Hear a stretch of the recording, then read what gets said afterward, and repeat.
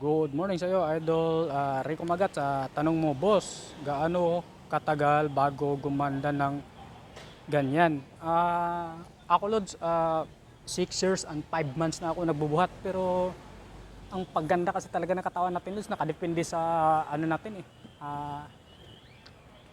o workout, nutrition, at saka recovery. At saka yung consistency din, pati disiplina. Kahit pa gaano kaganda yung workout mo, nutrition mo, tulog, bisyoso ka pa naman.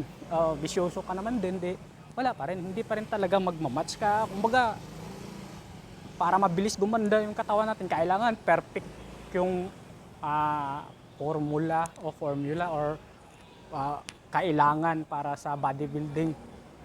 Paano ba? Kahirap pa i-explain. Basta ganun yung Lods. Kailangan, kung gusto mong mabilis yung resulta, kailangan ma-perfect mo yung workout, nutrition, recovery, disiplina, at saka yung consistency. Yun yung parang factor. Pag almost perfect mo yun, mas mabilis. Lalo pagka, yun na nga, may coach ka para mas mabilis talaga. Kasi